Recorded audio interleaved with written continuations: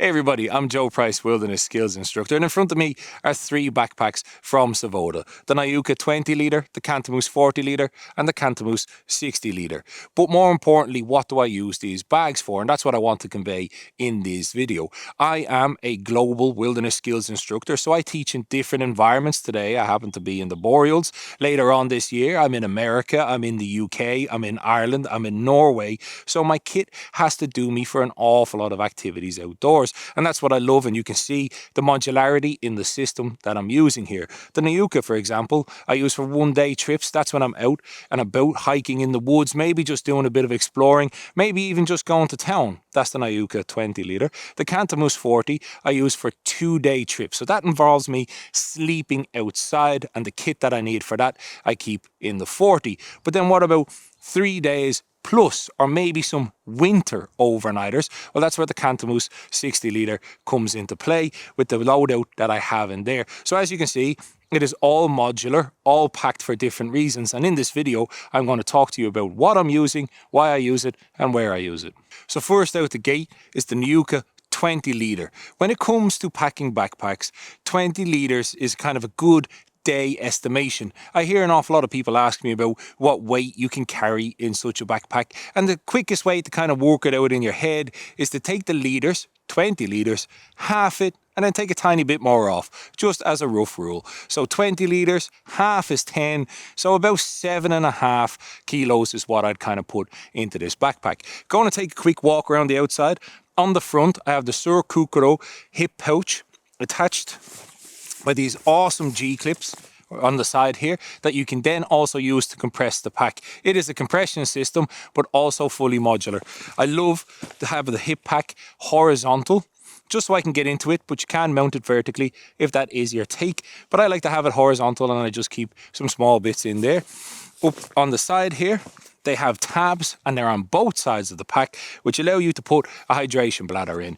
Now, water means kilos. So for every litre of water you carry, it's about 1 kilo. So in this smaller backpack, I have a smaller water bladder. It is just a 1 kilo water bladder.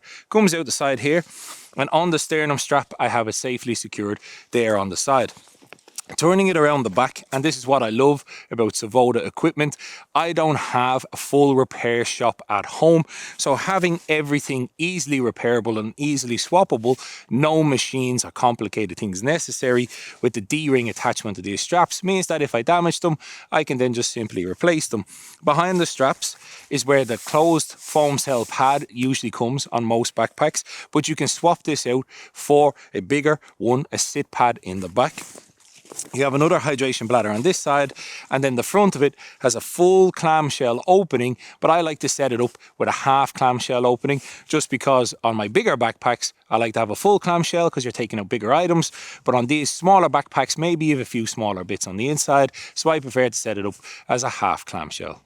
So my Niukka is now on the table in front of us with all the kit that I carry in it outside. And I want to take a moment here to talk about the mentality, which is what I have when it comes to carrying kit. My base kit may seem a little bit overkill to some, but I am an outdoors professional. I'm outside all the time, 5-6 days a week in all seasons, all weathers, and my base kit starts with fire, shelter, water. So that's why my base kit is a little bit heavier, because this base kit is now going to go from my Niukka into both of my Kantamuses, and then I'm just going to add accoutrements as the environment and weather dictate. But this is what I carry at a minimum as an outdoors professional. So I carry a first aid kit, a pretty substantial first aid kit, but never exceeds your training. And the first aid kit is in this orange trinket pouch here, which lives in the hip pouch, which lives on the front of my pack. I absolutely adore the modularity here, and that's why I love the Niukka system. But this hip pouch then, which is sold separately, by the way, but this hip pouch I can then take off at camp, put on, and head off and use my tools. Maybe I'm going away to chop some firewood, maybe I'm going away to explore. Too many times I see people at camps and students at courses that will go off into the woods just because they haven't developed the habit, and go off into the woods without the first aid kit, cut their fingers, cut their thumbs, come back and need to find their first aid kit. Secondly, it should be easily accessible. You'll notice that across all my backpacks, and what I love about Savotta is the front is so modular that I can attach my first aid kits as I go. Just a very important one. Quick run through of the next ones.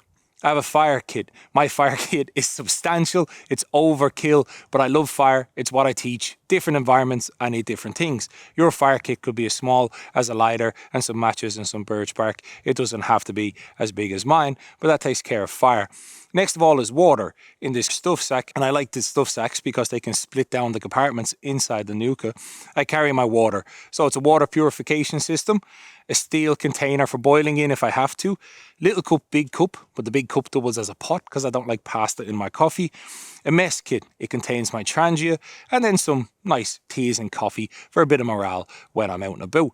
Next of all is shelter, and shelter when you're using something this size is usually your clothing. There's a great saying from Morris Kachansky that a tarp is the shelter of the group, but clothing is the shelter of the individual. So your base kit should start with clothing, thinking of it as shelter. I have a patrol poncho here because it means I don't have to carry a rain cover. The Savotta backpacks have a great polyurethane coating in them that is extremely water resistant, but it is not waterproof. So if I'm in a downpour that's going to go through 1,000 Cordura that's got a polyurethane coating on the inside of it, I best put the poncho on. Down in front of it, down here, is the foam pad I talked about at the start, where I swap out the foam close cell pad for the Savotta sitting pad. I absolutely adore that sitting pad. I'm a big lad and I like my comfort, and the ground can also be very sharp. Then also inside this stuff sack, I have again my clothes, spare socks. Always carry spare socks, some underwear, that's up to you, but I like to carry underwear with me, a wool beanie and a buff. You can add a pair of gloves if the winter goes on. But these three items here, this and the poncho, sit very easily into that other stuff sack, and then I can split them inside the bag as needed. I carry a map on me at all times of all the areas I'm going to. I love navigation, but I also hate getting lost, so I tend to bring a map with me just so I can, and a compass. They're suited for the environment. A day hike, maybe a small base plate compass is fine, and then the bigger hikes I'll swap my compasses out for what I need. I carry a 1 litre water bladder. This is a trail running water bladder. I like it because it's insulated, especially for the summer months. Runs a nice cable, comes out here on the side of the pack. I protect the mouthpiece because not all water bladders have mouthpiece, with a little Ziploc bag and a very liberated hair tie from at home. And I carry some spare little Ziploc bags just because, you know, you don't want to be getting sick when you're out and about in the woods. I have here an MRE. It represents the food that I like to eat. It could be whatever you want to eat. You can swap that out for some trail mix, some candy. Just because I'm out in the woods, usually for 3 to 4, maybe even 5 hours, I like that morale boost of getting my trangia on, not having to start a fire, but getting a trangia on, having a nice warm meal, and then, you know, feeling comfortable, getting my calories back up. This is the container that I carry the trangia fuel in. Again, not something that everybody carries, but it's just there as a representation of the trangia fuel I go. So that's it. The base kit, fire, shelter, water, with shelter being more focused on clothing, is enough to get me out in the woods very comfortably for a 1-day trip. So here's the Kantamus 40. This is what I would upgrade to if I'm going to sleep out overnight. Basically giving me that extra space. As you can see, basically like the 20 litre, it's got a large body, but unlike the Niukka, there's some differences to the outside of this pack, and I'll just talk you through them there. I have added 2 6-litre pouches to the outside.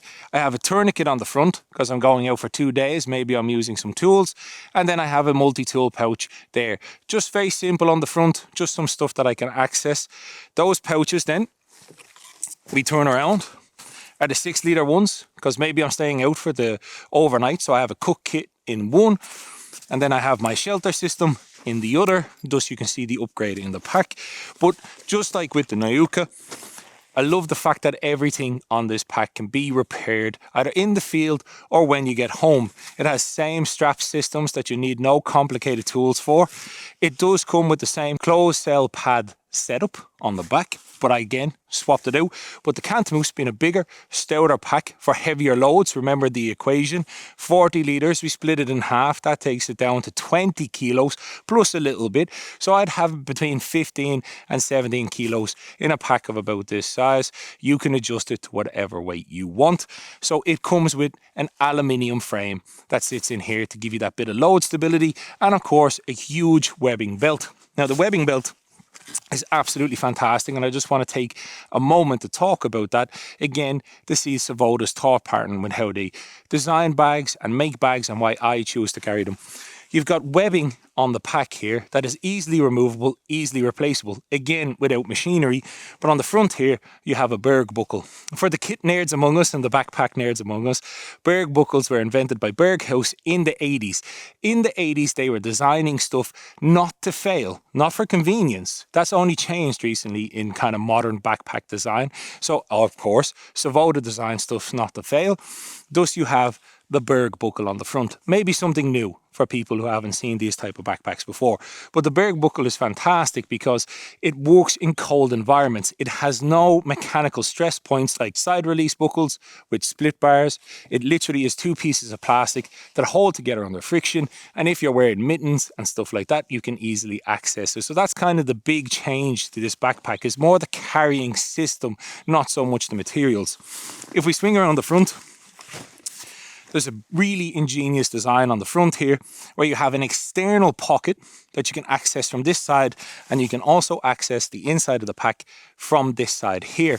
So you can keep maps, you can keep things like down jackets, ponchos easily accessible here and separated from your kit. But you can also access your kit from the outside of the pack. One thing that's absolutely brilliant, and if you're only heading out into the woods for the first time, having this modular setup, this easy access, will save you a lot. Having to go into the top of your backpack to pull out tents and socks and foods and snacks, especially if you're out with dogs or kids, can be absolutely infuriating. So having these two side pockets is absolutely brilliant, and again, why I love the Kantamus system. The Kantamus 40 litre, yes, it does hold all this stuff, but what I'm hoping for to inspire people here is you can still see my base kit on the table, but with a few accoutrements added to it to suit the 2-day trips that I use my Kantamus 40 for. I add the 6 litre side pockets on here. Why? Is because it helps, one, create an awful lot of space. So you have the 40 litres, the 8 litre lid circa, and then 2 6 litre side pockets. But always remember, do not overload the weight. Even though the backpack can carry circa 15 kilograms, even if you add side pockets and you add tops, you kind of want to stay close to that 15 kilogram range. So how do I get all this into the Kantamus 40 litre? Well, this is my shelter system, but I've upgraded it from the base kit, but the base kit is still included, to a hammock setup. This is my hammock, this is my tarp, this is my underquilt, and my top quilt. Enough to be comfortable, very comfortable, for 24 hours in most conditions. Here's my sleeping bag. It is a down sleeping bag, and there is my sleeping pad. Now, the way that I pack all this is a mixture of packing styles, because it's a mixture of kits, some military, some ultralight hiking, some bushcrafting. So I use different styles naturally to pack my bag. So first of all, I take my sleeping pad and I pack it military style, where I put the sleeping pad around the inside of the backpack, around on the internal part here. That gives me a little extra protection, a little extra cushion, but it also protects my sleeping pad. So many times I see people with sleeping bags and sleeping pads on the outside of their bag. You catch a tree, you leave it down on sharp rocks, it can damage it. The only thing I will carry on the outside is a closed foam cell pad, those kind of yoga mat style sleeping pads, because they're pretty tough. They can stay on the outside. But my sleeping pad goes around the inside, which gives me this barrel shape, cone shape, takes up very little space, and that's from the military world. Then I step into the ultralight hiking world to a guy called Ray Jardine. Basically, he pioneered that whole way of thinking when to use stuff sacks, when not to use stuff sacks. And the way Ray Jardine thinks about it is that stuff sacks can take up space and make voids and cavities in your backpack that you don't really want there. So I operate a first in, last out policy. So because when I get to camp, I set my kit up in a certain way, the last bits that I'm going to use are down the bottom of the backpack. So I take the down quilts, my sleeping bag, and basically anything that's soft, like my sleeping bag liner that you see here, and I stuff them down into the frame that's created by the sleeping bag, and just stuff. And what I found is these are all very compressible, but they start to fill out those cavities that would be left open and take up very little space in the bottom of your backpack. Then I add the rest of the stuff that you would see here. On a 2-day trip, I add cordage, naturally, because I'm under a tarp. Maybe you're in a tent, you need some cordage. I add some tent stakes, and then I add an upgraded cooking system. This is my Primus cooking system, and I add more food. That is simply it. Basically, as you would imagine, from going from 1 day to a 2-day trip, all I'm basically adding is stuff to sleep with. So the Kantamus 60 litre, basically it's the 40 litre, but it's been hitting the gym and drinking its protein. You have, like, for example, an 8 litre lid on the Kantamus 40. This is circa 12 litres. How do you measure something like that? I don't know, please tell me.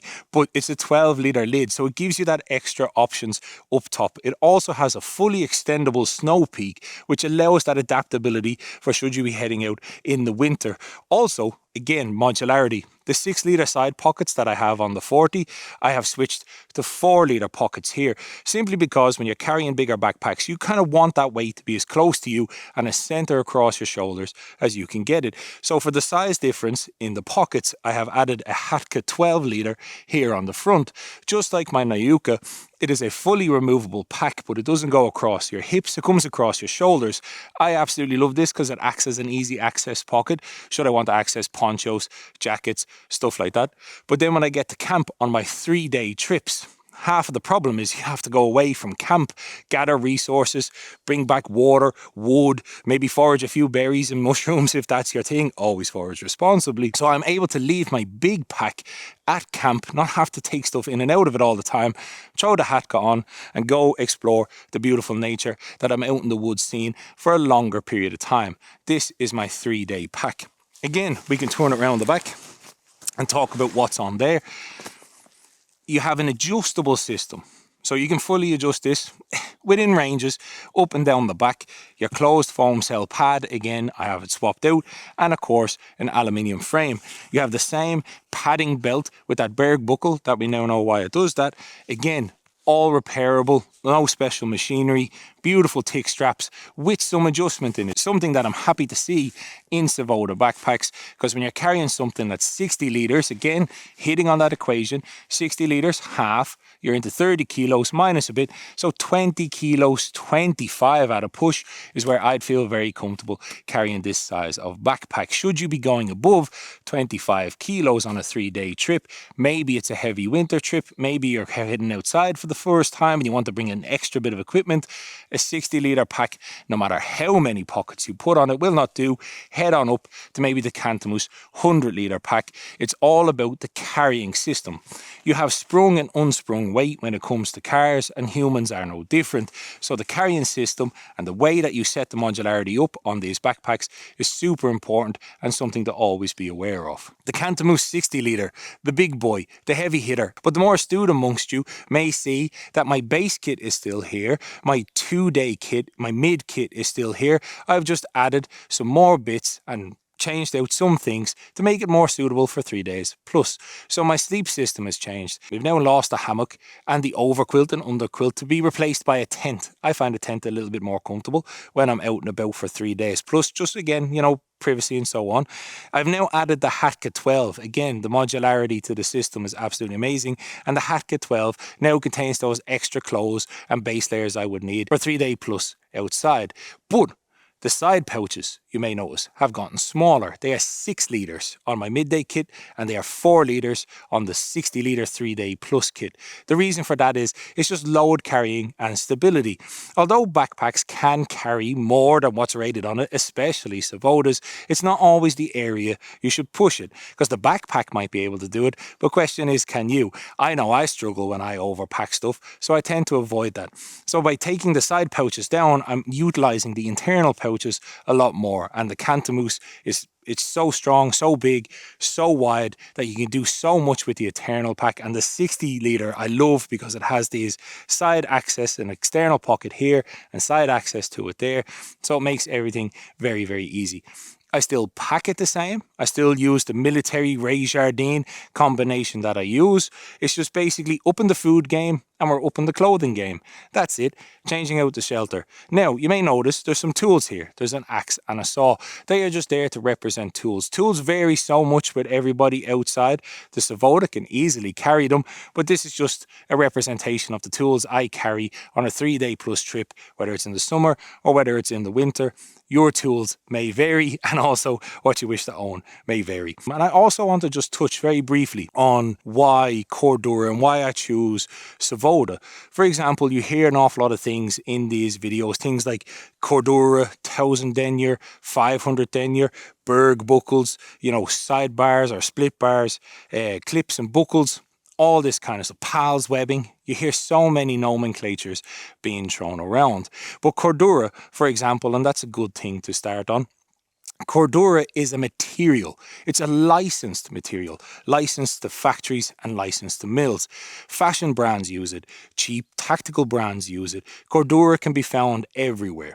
But where it is sourced from is very, very important. How it is treated, like with the polyurethane coating that you see on Savotta backpacks, where it is stitched, where you go and you add the stitching, whether it's for parts that have extra abrasion, whether you want to add it here, because that's the thing when it comes to backpacks.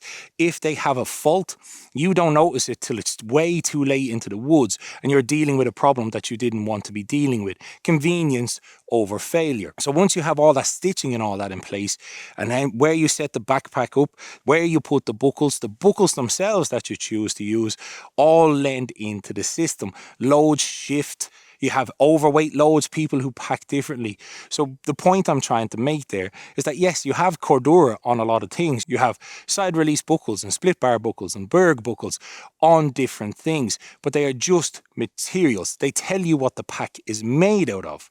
But if you buy a Savotta, it tells you what the pack can do. So there you have it, folks. That is my system in its entirety, something that is built to suit me anywhere in the world I go. And hopefully you can understand how the kit that's in the Niukka 20 litre then lends itself to the kit in the Kantamus 40, which then lends itself to the kit in the Kantamus 60. Yes, going outside always requires a bit of investment, but when you build your base from Savotta with the modularity and the thinking of that system, well then all of a sudden you're set up for every adventure outdoors that you can have. I hope you've enjoyed this video, and if you want to head over to Savotta's website, I've written a very in-depth blog with photos and the entire kit list for you to peruse over on the website.